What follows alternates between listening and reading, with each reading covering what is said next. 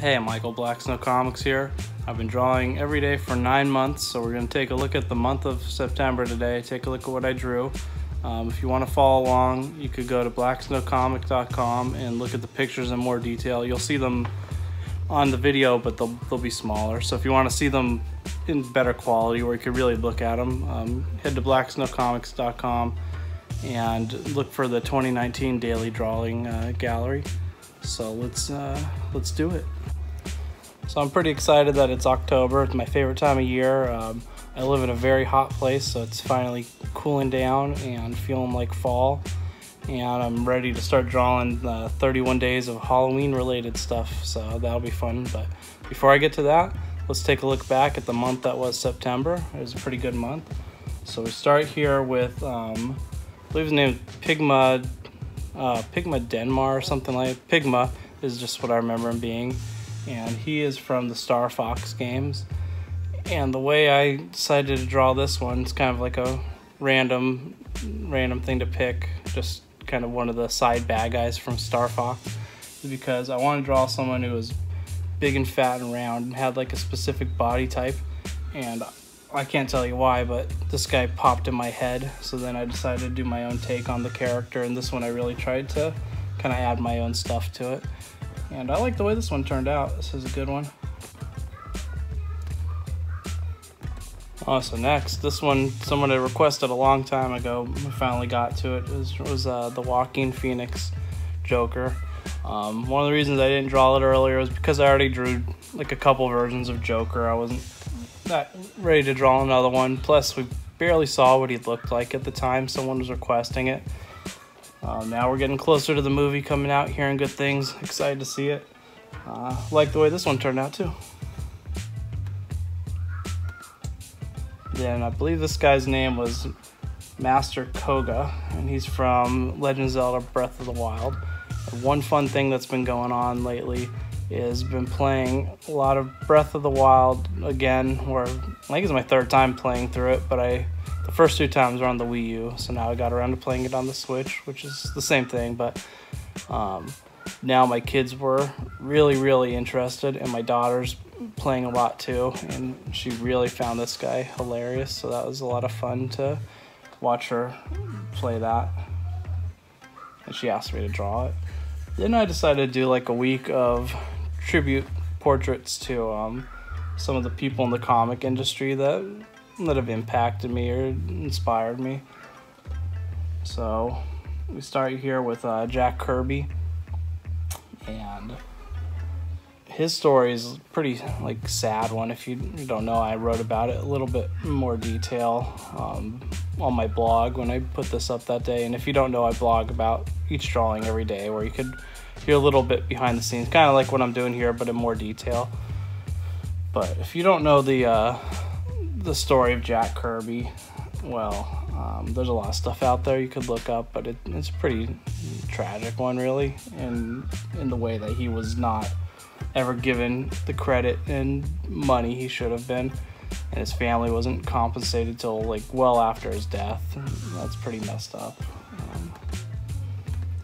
Similarly, Steve Ditko, another creator that was not really given his due and kind of screwed over by Marvel and Stan Lee, just like Jack Kirby. Wouldn't give him his creator status and really kind of largely played down his contributions, even though he was the artist that created Spider-Man and Doctor Strange. So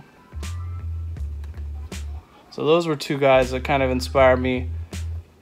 One, because their art's incredible, but also because those kind of stories behind them. And then we have Alan Moore, who's one of the probably strangest, most enigmatic mans in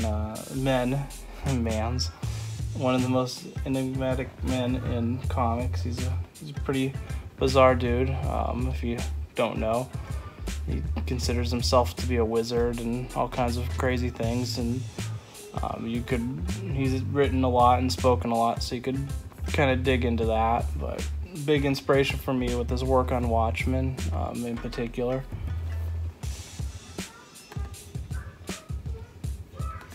And then here's my my main man, my favorite comic book artist, Mike Mignola, the creator of Hellboy.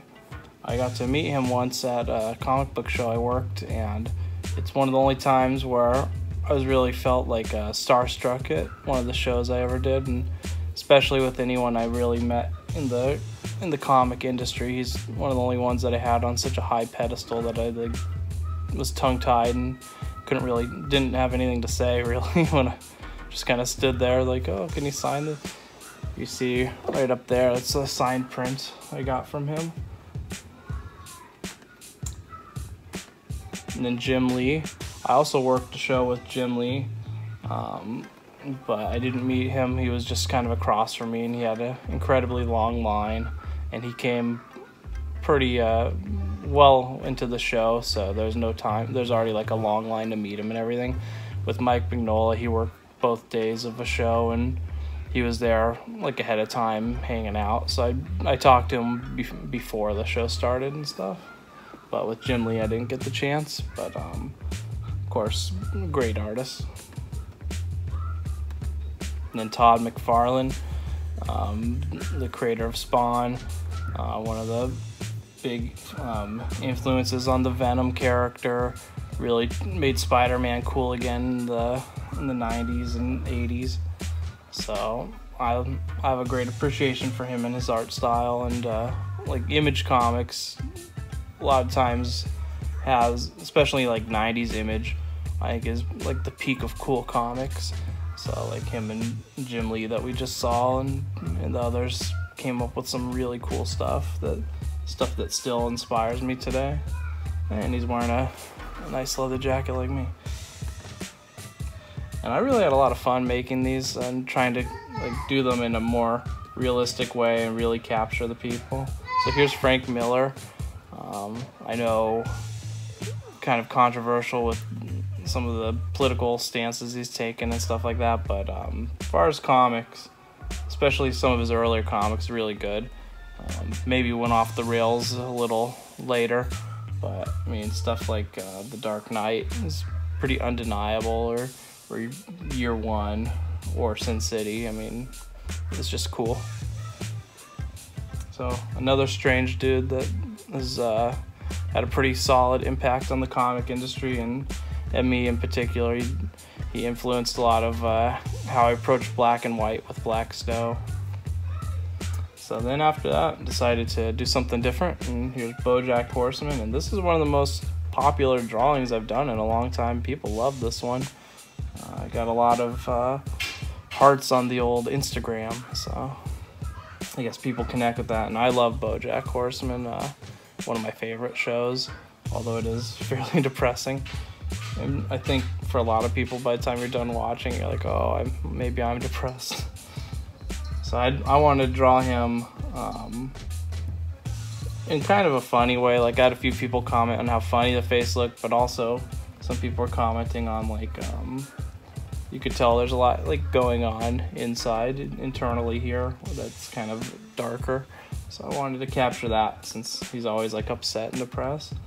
And then I felt like going back in time and drawing Duckman here, and Duckman was from the early to mid 90s on USA Network, before there was a lot of like adult cartoons, and he's kind of like a prototypical BoJack Horseman, where he's got some of the same characteristics, but it's played a little more for comedy on there, and it didn't really have, I think it's pretty ahead of its time, because there wasn't really too many shows like that at the time. There wasn't a bunch of adult cartoons in that way, so it didn't really have that impact to the audience. I haven't gone back to rewatch it though, so I can't say how it holds up. And then it was Friday the 13th with the full moon, and even though I was planning on saving all these kind of guys for Halloween time, I decided to draw Jason, much to my son's chagrin, because he said I had to wait for Halloween for that. But I'll do another version of Jason, I guess, when I'm doing like all the slashers at Halloween time. This one was based off of his appearance in the third movie in particular. And the Friday the 13th are probably my favorite go-to slasher kind of movies. They're just, for me, they're just kind of like stupid fun. Like, I enjoy them, but my son and I watch all the horror movies together, and for him, he like analyzes everything and wants to get into the continuity and story of it, and when you do that, they don't hold up as well. And then I think because of that, there's a lot of fan theory type stuff, and my son likes to come up with his own fan theories and research fan theories and things. So I think when there's a lack of detail or continuity, that's when you could kind of try to get creative and come up with ways to fill it in yourself and do the filmmaker's job for them. And then I went back to kind of this thing I was doing with BoJack and Duckman of well, I don't know how you'd call them, but they're all kind of a similar character. So here's Archer, who is also like kind of plays off the depression angle, but also kind of just the angry, I don't know. I mean, if you've seen them, you kind of know what I'm saying, I think. And this was fun to draw. It's kind of, Archer has a very distinct style. And I think if you vary from it too much, it doesn't look that much like Archer. So I tried to just stick pretty close to the way he looks on the show and capture that while adding like a little bit of my own take to it, like with the line work to show shadows and stuff like that. Some of the things that I like to add in particular. So I thought that looked pretty good. It got pretty good response. And then I saw Brightburn, which I've been waiting to see for a while. I wasn't like sitting around eagerly anticipating it, but I saw the preview and I thought it looked cool and weird, and I was pretty confused because it seemed very obvious to me that it was Superman, but not Superman, and I didn't really know what that was. So then finally got to see it, and it's what I thought. It's kind of based off Superman, but not really connected to Superman, and it's a take on what if Superman turned evil when he was a prepubescent, and it was pretty cool. And I'm pretty into it, so I'd like to see them. It's connected to a previous James Gunn film that I saw a long time ago, Super. Very, very tangentially connected by something that happens in the end credits, but it creates the idea that this could be a James Gunn Dark Hero multiverse. So that's something that could be pretty cool. I'd be down for. And I keep meaning to go back and rewatch Super. I just, for whatever reason, I haven't had a chance yet. Although I'm pretty sure I saw that it's available on Hulu for streaming.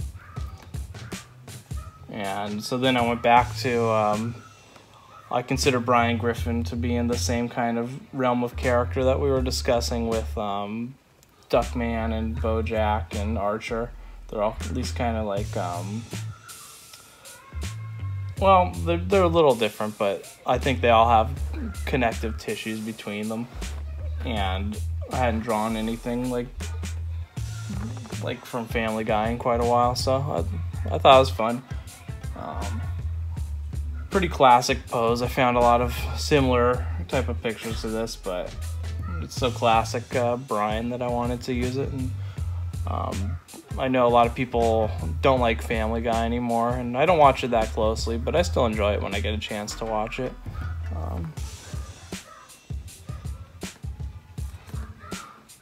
And this had been on the back burner, kind of in my mind since, I don't know, most of the year. I always had it kind of like, at some point I want to draw ToeJam and Earl.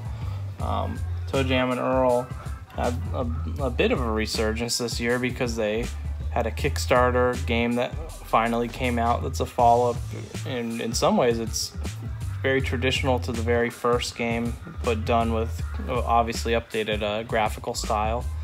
I haven't played it. I guess at some point I will. But ToeJam and Earl I liked. I know a lot of people didn't care for the second one because it was so different. It was a side-scrolling game. That's the one I liked. So, I mean, I did like the first one, but not that long ago, I went back and replayed it in recent years, and I was surprised like how slow it is, and like if you want to talk about like walking simulators, that was like one of the first. So and this game looks like it's much of that vein. So I don't know, this is kind of a mix I did between, because they've had a few different changes in the way they're presented and the way they dress and stuff. So this is a mix between their more modern look and their original look. For me, I thought ToeJam and Earl was just really cool. The music, the style. I grew up in a pretty white bread suburban home where we listened to the Beatles all the time. So this was like a little intro into the hip hop culture for me, where I thought it was pretty awesome. So that's how white I am. And then I followed it up with a drawing of Adrian Monk from the show Monk. Tony Shalhoub playing Monk. If you never watched Monk, it was a lot of fun. He's a detective. I mean, there's a million detective shows now, but I think this is one of the better ones, where he was a detective that had all kinds of phobias and tics that actually helped him solve cases, usually. And it was a pretty funny show. A lot of it was done in comedic ways.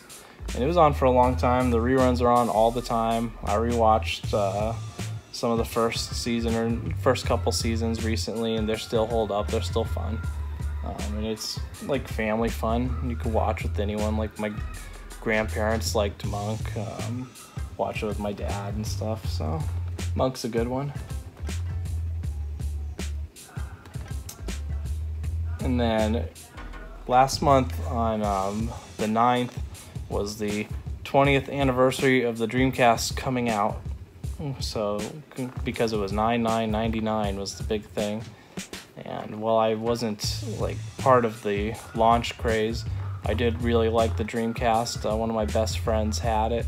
He was kind of the Sega kid and I was the Nintendo kid, so I would go to his house and play Sega. So one of the things when I go back to stuff like that, it reminds me of hanging out with my good friend that I haven't seen in a long time, so it's kind of nice. But he's Beat from Check Grind Radio or Jet Set Radio, depending on where you live, which is really cool. I think it was one of the very first cel-shaded games that I can recall.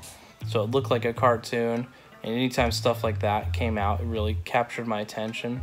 And then the style of it was cool because you were graffitiing and going around in this futuristic kind of, I guess, Tokyo, and you were rollerblading around, graffitiing everywhere. It was really cool. And the music really weird, really cool stuff.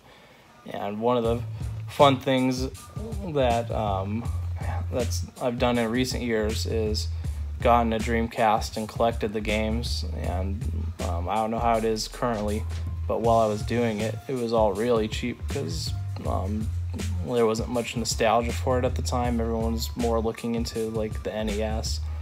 And one of the cool things is seeing how well everything's held up with the Dreamcast. Like the graphics still look beautiful. There's a very distinct quality to them. Like there's a shininess to everything that just looks good still. And I did this for my wife on her birthday. This is a portrait of her great grandma. She had been wanting me to do something like that for quite a while. Several years back, I just decided to draw a portrait like that of my grandpa after he passed away. I was very sad and we were very close. And it was a few days after he passed away. I just wanted to draw like a tribute to him basically, and got that printed out, and we have it hanging in my house. My dad has it hanging in his house. We had one made that they used at the funeral and that my grandma has at her house. So it's a special picture to me, and I wanted to do something like that for her since she was very close with their great-grandmother. The hard part was she passed away while we were dating, just quite a while ago, before we were taking like a lot of digital pictures easily, so it was harder to get a photo of her. and basically it was just a scanned image of a regular photograph from a long time ago. It was kind of hard to work off of. I would have preferred something a little higher quality, but I put it probably 2 or 3 times the amount of time I usually put into a drawing into this one to try to really get it right and really capture her, and kept adding more and more and different levels of shading. A lot of times I only like to do like 1 level of shadow, but this one you see there's 2 or 3, and then also some lightness and stuff. So wanted to make that something nice and special for my wife, and she liked it. And then here is Spawn. I didn't realize it was Batman Day when I was drawing Spawn, but also I've already drawn Batman a couple times, so I don't know. I guess I could have drawn Batman again and taken advantage of Batman Day, and probably should have, but when I realized it was Batman Day, and that Batman Day was the 80th anniversary of Batman's creation, by the time I realized it, I already had this on, and I've been wanting to draw Spawn anyway, so sorry Batman. But Spawn's pretty awesome too, and I like the way this one turned out. It looks pretty cool. Now, one thing I've been trying to do for the last few months is add a little more color to things. So like you could see, and I don't know why I'm pointing it out in particular here, it was on a lot of the other stuff we looked at, but like the shadows for his cape's red. The shadows have a purple tone to them to try to add a little something. I didn't do it overboard here, but like you could see on the on the metal skulls, I have a little red tint to it. That's like a reflection of the cape. I think this is just straight gray. It might have a slight blue to it, but I've been trying to like do more with my color balancing and how they play off of each other. So I followed that up with this tribute to the Far Side. And this, I don't remember what was going on that day, but I had a busy day, and I was really excited because I had heard either that day or the night before that Far Side is coming back in some form. And Far Side was one of my favorite comic strips growing up. Is probably number 2 right behind Calvin and Hobbes. It was one of the ones that made me want to get into drawing and cartoons. So I really wanted to do something fun. Plus, it's not the most complicated art, so I wanted to be able to take the time to include a lot of iconic characters and moments.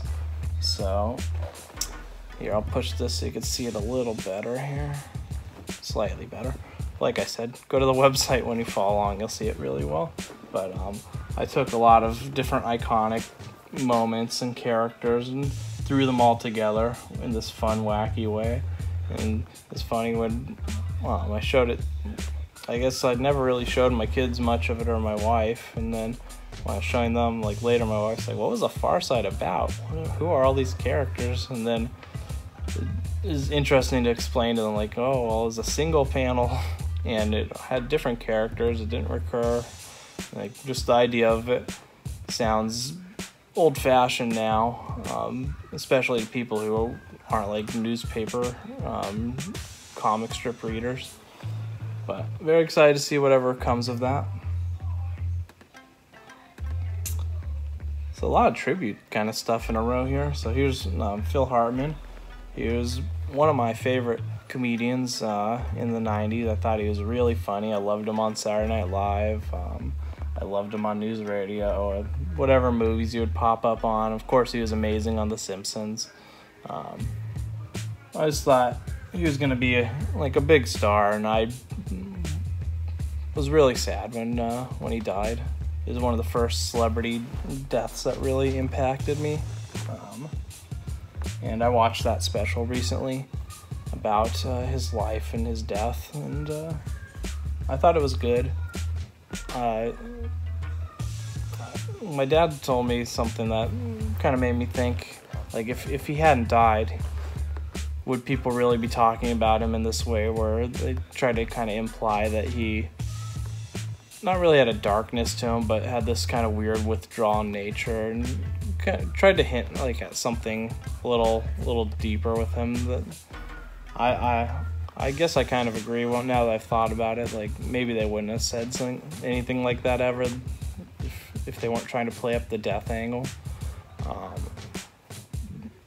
My thoughts on it were basically just it was also senseless. You hate to see something like that or hear about something like that. And this was based off of a news radio era photo. Then I don't remember why. I saw something with McGruff, and I'm like, hey, McGruff, I'll draw him tomorrow. So I did.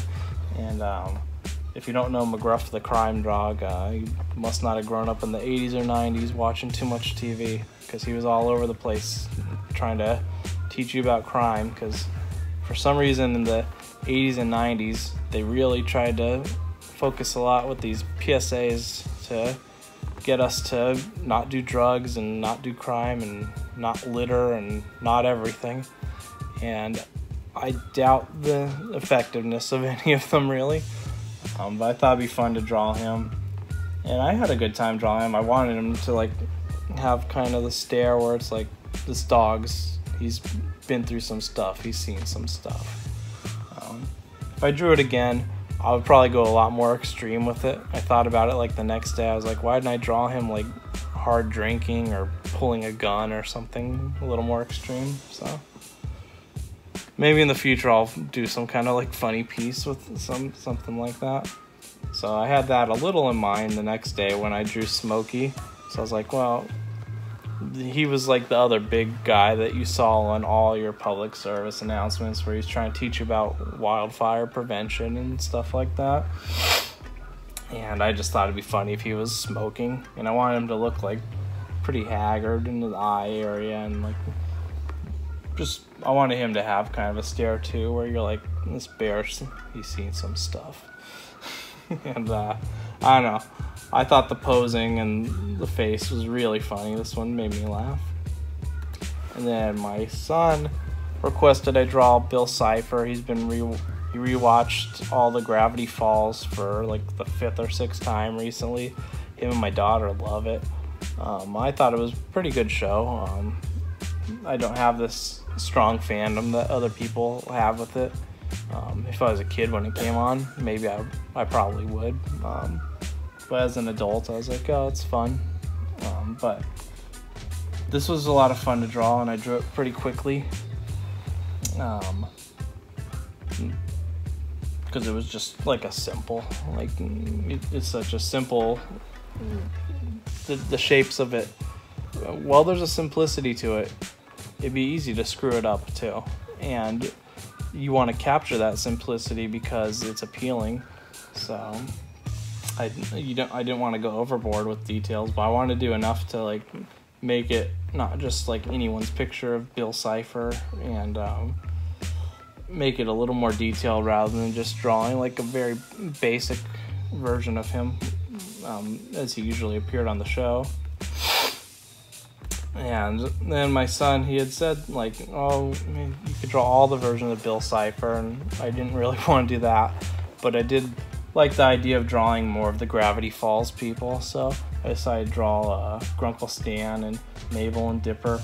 And then when I told him I was going to do that, he had mentioned, well, you could draw one of the Bills in the background, and I didn't really know which one he's talking about. He's talking about a giant one where his eye like shoots light or something, which I was going to do and do in a much more abstract way where there's more shapes depicting it. But then I couldn't really find what he was talking about when I was looking it up. And then I saw like other versions of Bill. I was like, well, this one's totally different than what I just drew. So I'd like to try drawing that because it looked cool. So I think this is like his ultimate form or something.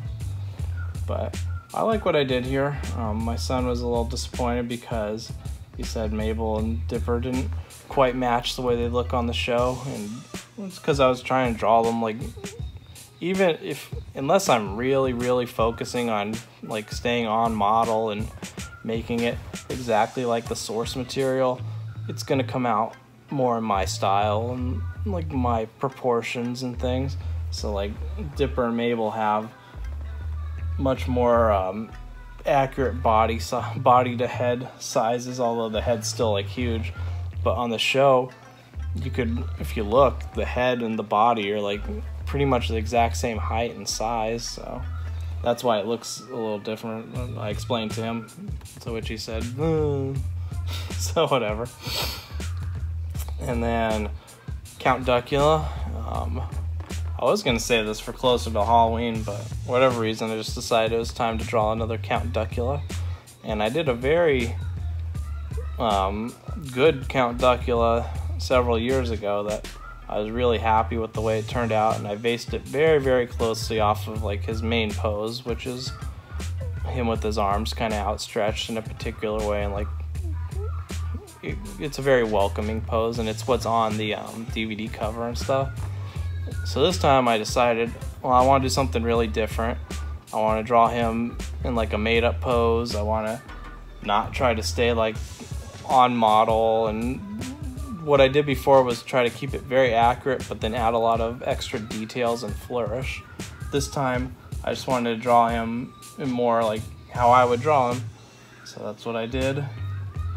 And I actually drew a complete whole rough different pose and detailed it out, and right when I was getting ready to start like doing the ink version of it, I looked at it and I said, this doesn't look good. I'm not happy with this. I redid the whole thing, which is something I don't do often anymore. But for old Duckula, I thought it was worth it. And Count Duckula is my favorite cartoon as a kid. So, I mean, if you look at it, this is the kind of thing where it's like, anyone who's familiar with the character is like, yeah, that's Duckula. But if you were to like compare the show and him side by side, you say, okay, well, this is a little off, but like that's not what I'm going for. So I like the way it turned out. You know, I like the funny pose. It's kind of a go-to pose of the finger guns that I've done before with the Lone Wolf. And then I decided to do a drawing of Dante from Clerks. I really liked Clerks when it was, well, not when it was brand new, but when I became aware of it, I really liked it a lot. And I was a pretty big Kevin Smith fan for a while. And this movie, I really connected with it right when I started working retail at a pet store. So I could really relate to hating the customers and not really liking your job, but having to be there and do it. So, and this was a quote that always stuck out, and one that like my dad and I would say all the time, I'm not even supposed to be here today. And I like, you could see he's like so exasperated and depressed in this 1,000-yard stare where he'd rather be anywhere but where he is. And of course I did black and white because the movie's black and white, but I didn't want to do like any shading to it beyond the black shadow work.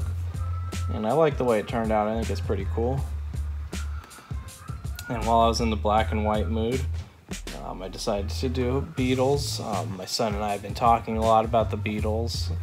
As I mentioned earlier, I grew up listening to a lot of the Beatles because my dad was a big fan. And well, while the Beatles were on my mind and while my son was talking about it, he asked me to draw them, so I did. And my idea here was to do something a little more abstract. So there's hopefully enough detail work to see like who each one is and get the idea that like they're wearing ties and suits and they have their mop top hair. But I didn't want to add a lot of detail in those black areas. I wanted it to be something that really popped out at you, and just enough detail to hopefully see like who each one is, what their faces look like, what their smiles look like here. And I'm pretty happy with it. I think it turned out well. And threw that Beatles logo on there just to make it look all the more cool. So I've had a few Beatles people say it looked good, so it makes me happy. And that's it. So that was the month of September. It was a good month. There were several of these drawings that I did. Like, there's like, I think the Clerks one, Gravity, the Bill one. There's several of them. Maybe there's like 5 or 6 this month that I only finished like within a half hour of midnight. So still did what I needed to do and got it done. So that's what counts, I guess. But try to work on getting back to managing a schedule a little better so it doesn't come up. And yeah, so that was the month. It was a good month. I know last month's video I was a little down talking about some stuff, but I mean, still having some stuff going on, like money-wise and stuff, but not letting it get me down. Just hanging in there. So this is going to be a really fun month because I'm doing all horror stuff, and you know I like the horror stuff, and hopefully you do too. Yeah, so I guess that's it. Until next time.